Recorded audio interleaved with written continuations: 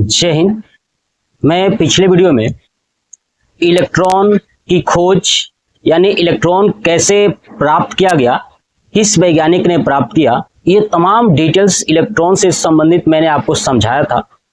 एक concept electron से मुझे बताते वक्त वहां पे मुझे एक थोड़ी सी मिस्टेक हुई कि मुझे बोलते वक्त दो बातें आपको एक साथ बतानी चाहिए थी, और वो दो बातें क्या है यहाँ पे मैं आपको समझा देता हूँ। देखिएगा, एक्चुअली मैं बताया था कि जो इलेक्ट्रॉन होता है उसकी भेदन क्षमता कम होती है। क्या बताया था?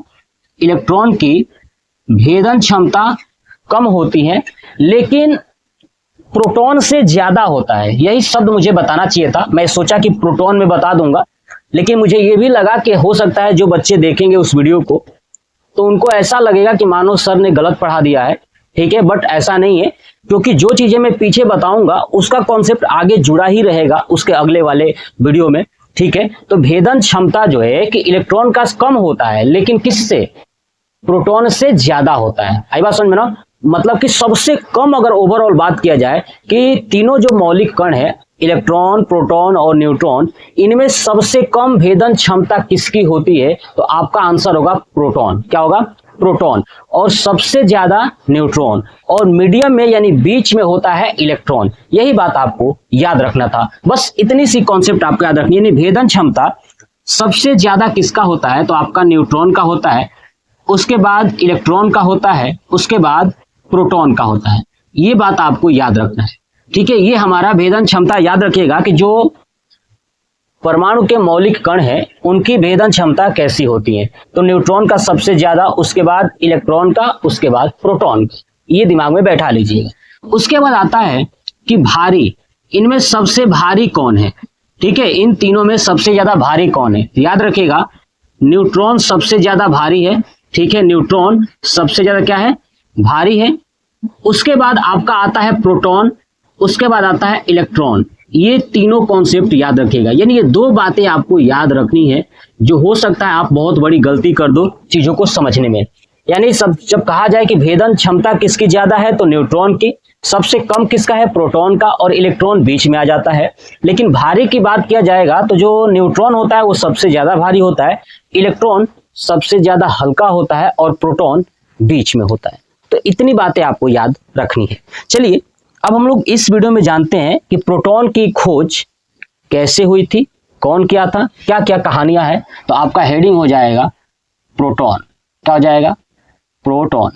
ठीक है, याद रखिएगा ये हमारा प्रोटॉन। ठीक है, समझते हैं कि प्रोटॉन क्या है। देखिए समझिए, ये प्रोटॉन शब्द ना, ये 1919 और 20 के करीब में आया प्रोटॉन शब्द। और ये शब्द देने वाले वैज्ञानिक थे रदरफोर्ड। क्या नाम था उनका? रदरफोर्ड जो है कि ये शब्द दिए प्रोटॉन 1919 और 20 के करीब में। अब एक्चुअली हुआ क्या? हुआ यूं कि 1886 ईस्वी में एक वैज्ञानिक थे जिनका नाम था गोल्डस्टीन। क्या नाम था? गोल्डस्टीन। ठीक है, 1886 ईस्वी में एक वैज्ञानिक थे जिनका नाम था गोल्डस्टीन। गोल्डस्टीन ने एक प्रयोग किया। ठीक है, और प्रयोग कैसे किया? जैसे मैं बताया था कि इलेक्ट्रॉन में जब प्रयोग किया गया डिस्चार्ज ट्यूब लेकर के, उसी तरह सेम प्रयोग ये गोल्डस्टीन, मतलब कि गोल्डस्टीन का प्रयोग पहले हुआ था और इलेक्ट्रॉन का प्रयोग बाद में हुआ था। क्योंकि गोल्डस्टीन ने जो अपना प्रयोग किया था, एक्सपेरिमेंट किया था, इसी एक्सपेरिमेंट का नकल करके जो है कि जे थॉमसन ने अपना प्रयोग किया था, वो भी इलेक्ट्रॉन की खोज के लिए। ठीक है, तो सबसे पहले गोल्डस्टीन ने अपना प्रयोग किया, एक्सपेरिमेंट, वही एक्सपेरिमेंट चुराया जे थॉमसन ने और अपना प्रयोग किया। अब इन्होंने क्या किया? गोल्डस्टीन ने क्या किया कि एक डिस्चार्ज ट्यूब लिया। ध्यान सुनिएगा, एक डिस्चार्ज ट्यूब लिया, ये ट्यूब हो गया, इसके अंदर से सभी गैसों को निकाल दिया और अलग अलग तरह की गैसों को भर करके प्रयोग किया उन्होंने। अब हुआ यूं कि गोल्डस्टीन ने जब प्रयोग किया तो जो कैथोड प्लेट थी, है ना, कैथोड प्लेट थी, कैथोड प्लेट उन्होंने लिया और एक तरफ एनोड प्लेट थी। ठीक है, तो ये है हमारा एनोड, ध्यान रखिएगा, एनोड, और एक था प्लेट कैथोड। क्या था? कैथोड। याद रखिएगा, मैं पीछे बता चुका था इलेक्ट्रॉन की खोज में। ठीक है, एक एनोड प्लेट थी और एक कैथोड। कैथोड प्लेट को जोड़ दिया गया माइनस से और एनोड प्लेट को जोड़ दिया गया प्लस से। ठीक है, और इसके अंदर सेम वही चीज हाई वोल्टेज यानी उच्च विभव, ठीक है, और कम दाब, क्या कर दिया, कम दाब यानी लो प्रेशर, ठीक है, लो प्रेशर और हाई वोल्टेज यानी विद्युत धारा ज्यादा प्रवाहित किया, लगभग 10,000 वोल्ट। 10,000 वोल्ट की जब विद्युत धारा इसके अंदर गई, ठीक है, तो इसके अंदर भरे थे अलग अलग गैस। क्या भरे थे, अलग अलग उन्होंने गैस भरा। ध्यान सुनिए, गोल्डस्टीन ने जब प्रयोग किया तो इसके अंदर अलग अलग गैस उन्होंने भरा।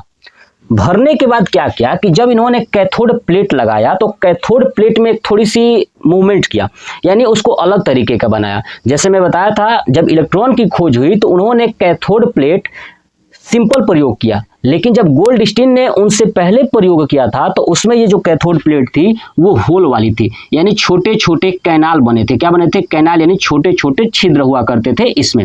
जैसे समझिए कि अगर ये प्लेट गोल है तो इसके अंदर छोटे छोटे इन्होंने क्या कर दिया, छिद्र कर दिया, यानी कैथोड प्लेट के अंदर छोटे छोटे छिद्र थे जब ये गोल्डस्टीन ने प्रयोग किया। तो अब गोल्डस्टीन ने जब प्रयोग किया तो एक चीज देखा, क्या देखा कि कैथोड जो प्लेट है छिद्र वाली, छोटे छोटे छिद्र, इन छिद्रों को क्या कहा जाता है, तो याद रखिएगा कैनाल। क्या कहा जाता है, कैनाल, दिमाग में बैठा लीजिएगा। छोटे छोटे इन छिद्रों को क्या कहा गया, कैनाल कहा उन्होंने। और जब उन्होंने देखा कि एनोड यानी जो ये कैथोड है, कैथोड से, जो कैथोड की प्लेट थी छोटे छोटे छिद्र वाली, यहां से कुछ किरणें निकल रही हैं, यहां से कुछ किरणें एनोड की तरफ जा रही हैं। कहां जा रही हैं, एनोड के तरफ जा रही हैं, जिनका नाम आगे चलकर जब जे थॉमसन आएंगे तो यही इनका नाम रखेंगे। और क्या नाम रखेंगे, तो आपका कैथोड किरण। क्या नाम रखेंगे, कैथोड किरण। क्यों, क्योंकि ये कैथोड प्लेट से निकल रही थी, जो मैं इलेक्ट्रॉन बताया था वहां पे आपको समझा दिया था। दूसरी बात समझिए, इन्होंने देखा कि कुछ किरणें ऐसी हैं जो इस कैथोड प्लेट के पीछे जा रही है। कहां जा रही है, इन छेद से होते हुए पीछे जा रही थी। तो इन्होंने सोचा यार ये कैसे हो गया, कैथोड प्लेट से कुछ आगे तो जा रही थी लेकिन छेद के कारण कुछ कहां चली गई, पीछे जा रही थी। जब पीछे जा रही थी तो इन्होंने एक दिमाग लगाया कि हो सकता है ये एनोड की तरफ से किरणें आ रही हैं, है ना, और इस छेद से कहां जा रही है, पीछे जा रही है। तो इन्होंने इन किरणों का नाम रखा, इन किरणों को कहा कि जब ये एनोड की तरफ से निकल रही हैं, एनोड की तरफ से, तो इनका नाम पड़ गया एनोड किरण। क्या नाम पड़ा, ये किरणें क्या थी, एनोड किरण। याद रखिएगा, एनोड किरण, ठीक है, ये एनोड की तरफ से चल रही थी, इसलिए इनका नाम एनोड किरण या एनोड भी रख सकते हो, ठीक है। तो एनोड किरण हो गया। अब ये एनोड किरणें कहां से जा रही हैं, तो इन कैथोड के छोटे छोटे छिद्रों से, जिसे कैनाल कहा जाता था, तो जब छोटे छोटे छिद्रों से गई इसलिए इनका नाम पड़ गया कैनाल किरण। ये बात आपको समझ में, कौन सी किरण, कैनाल किरण। यानी आपको दो बातें समझ आ चुका होगा कि जब गोल्डस्टीन ने अपना प्रयोग किया उसमें ये जो छोटे छोटे जो छेद थे कैनाल, उसमें से वो किरणें निकली, एनोड किरणें, इसलिए उनका नाम कैनाल किरण भी कहा गया। और ये एनोड से जा रही थी इसलिए इसका नाम एनोड किरण। यानी आपको दो नाम मिल चुका है गोल्डस्टीन के द्वारा, एक एनोड किरण और एक कैनाल किरण। ये बात समझ में आ गया। अब ये किरणें एनोड से जा रही हैं तो एनोड वाला क्या है, प्लस, दिख रहा है ना, प्लस, प्लस से जा रही है, इसलिए इन किरणों को धन किरणें भी कहा गया। क्या कहा गया, धन किरणें। यानी आपके सामने मैंने तीन नाम बता दिया, पहला एनोड किरण, कैनाल किरण और धन किरण, ये तीन नाम आ चुके थे। अब ये तीन नाम के साथ धीरे धीरे ये प्रक्रियाएं, अब ये जब इन्होंने अपना एक्सपेरिमेंट करके बता दिया कि एनोड किरण होती हैं यानी कैनाल किरण यानी धन किरण, इन्होंने अपना प्रयोग करके कंप्लीट कर दिया। बाद में चलकर 1919 ईस्वी में एक वैज्ञानिक रदरफोर्ड आते हैं और उन्होंने इसी एक्सपेरिमेंट पर, ठीक है, उन्होंने एक फिक्स गैस इसके अंदर भरा। ठीक है, क्या किया उन्होंने, गैस भरा।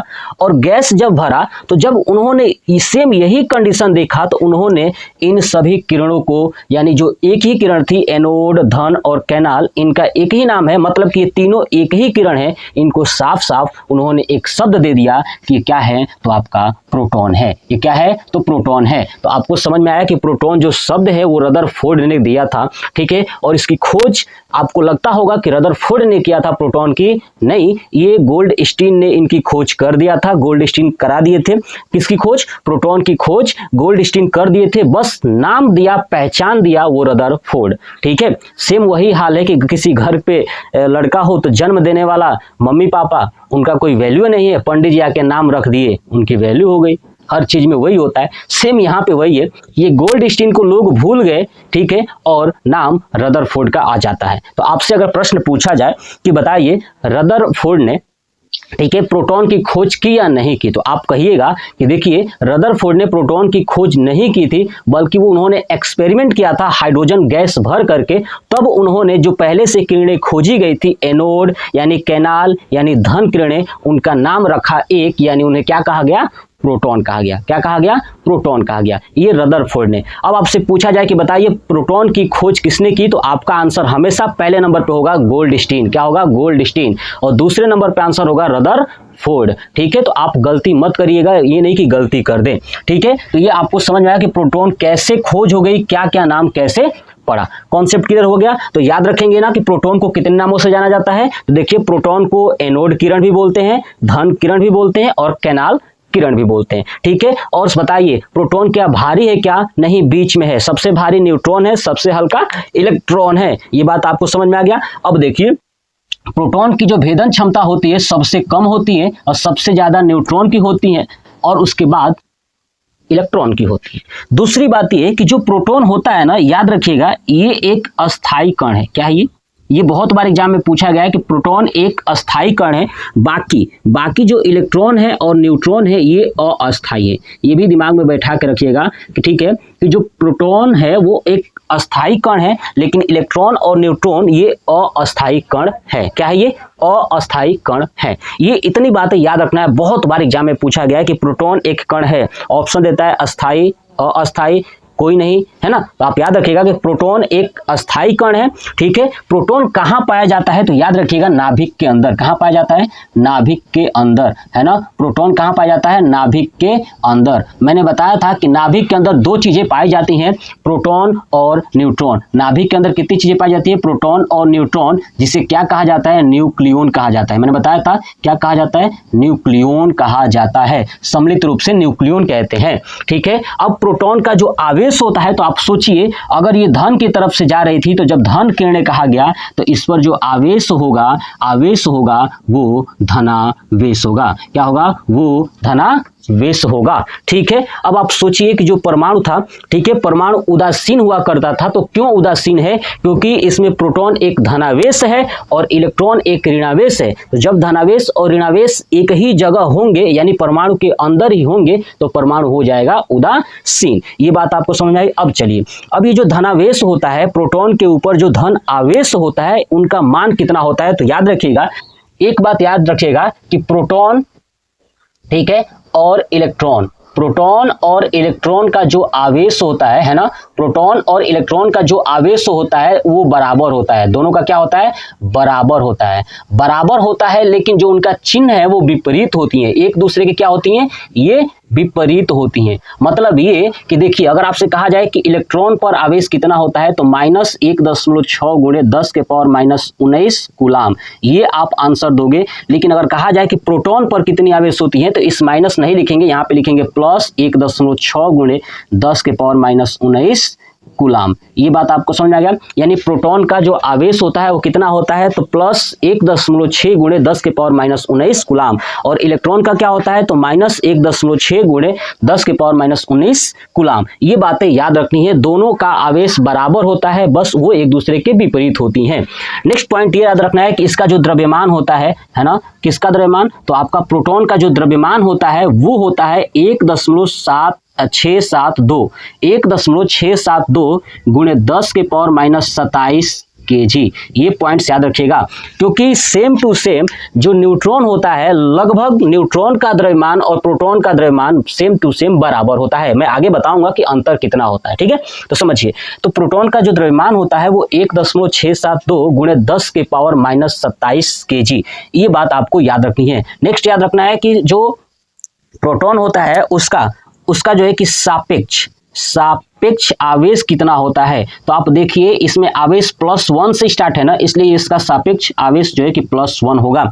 ये भी बात याद रखना है कि ठीक है कि प्रोटॉन जो है कि प्रोटॉन का जो है कि सापेक्ष आवेश कितना होता है, तो आपका आंसर होगा +1 होता है। ये बात आपको समझ में आ गई। ठीक है, तो प्रोटॉन क्या होता है, अस्थायी होता है, ये भी आपको मैंने बता दिया। और ठीक है कि प्रोटॉन अस्थायी होता है और इलेक्ट्रॉन और न्यूट्रॉन क्या होते हैं, अस्थायी कण होते हैं। प्रोटॉन कहाँ होता है, नाभिक के अंदर। ठीक है, और नाभिक के चारों ओर चक्कर लगाते हैं कौन, तो आपके इलेक्ट्रॉन। ठीक है, तो ये कॉन्सेप्ट समझ में आया। अब आप जो है कि इसका स्क्रीनशॉट ले लीजिए। ये पूरा प्रोटॉन कैसे खोज हुआ, क्या हुई थी, इसका आवेश कितना होता है, सब डिटेल्स के साथ ये प्रोटॉन से संबंधित कंप्लीट हो गया। और इसके पहले मैंने इलेक्ट्रॉन से संबंधित सभी जानकारी कंप्लीट करा दिया था। ठीक है, तो 2 टॉपिक कंप्लीट हो गया, प्रोटॉन और इलेक्ट्रॉन। नेक्स्ट वीडियो में मैं न्यूट्रॉन लेके आऊंगा कि न्यूट्रॉन की खोज कैसे हुई थी, कैसे नाम पड़ा। ठीक है, तो अभी मैंने जितना बताया है, चलिए मैं आपसे प्रश्न पूछता हूं, ध्यान से सुनिए और समझिएगा। देखिए सबसे पहले यही कि नाभिक के अंदर क्या होता है, तो नाभिक के अंदर आपका प्रोटॉन और न्यूट्रॉन होता है। तो प्रोटॉन और न्यूट्रॉन को सम्मिलित रूप से क्या कहा जाता है, तो न्यूक्लियॉन कहा जाता है। सबसे ज्यादा भेदन क्षमता किस मौलिक कण का है, तो न्यूट्रॉन का है, उसके बाद इलेक्ट्रॉन का है, उसके बाद प्रोटॉन का है। ठीक है, प्रोटॉन को कैसे दर्शाते हो ये भी याद रखिएगा। तो प्रोटॉन को P से दर्शाते हैं, किससे दर्शाते हैं, P से। और इलेक्ट्रॉन को कैसे दर्शाते थे, तो आपको पता है E के पावर माइनस, E के ऊपर माइनस लगा देता हूं, देखिए यहाँ पे E के ऊपर माइनस है ना, तो ये याद रखिएगा। ठीक है, तो प्रोटॉन को P से दर्शाते हैं, ये बात आपको समझ आ गया। तो प्रोटॉन के बारे में इतनी जानकारी आपको याद हो चुका होगा। चलिए अब फिर से सुनिए प्रश्न कि प्रोटॉन का अन्य नाम क्या है, तो कैनाल किरण, धन किरण, एनोड किरण। और इनको नाम को क्या मिल गया, प्रोटॉन। प्रोटॉन शब्द किसने दे दिया, रदरफोर्ड ने। रदरफोर्ड जब प्रयोग किए तो कौन सी गैस लिए, तो हाइड्रोजन। ध्यान रखिएगा कौन सी गैस, हाइड्रोजन। ऐसे कई सारे गैस लिए, तो मेन उन्होंने हाइड्रोजन। जब हाइड्रोजन गैस का उन्होंने प्रयोग किया, ठीक है, जब उन्होंने फिर से प्रैक्टिकल किया था, उसी समय इसी हाइड्रोजन गैस से उन्होंने नाभिक की खोज की थी। किसकी खोज की थी,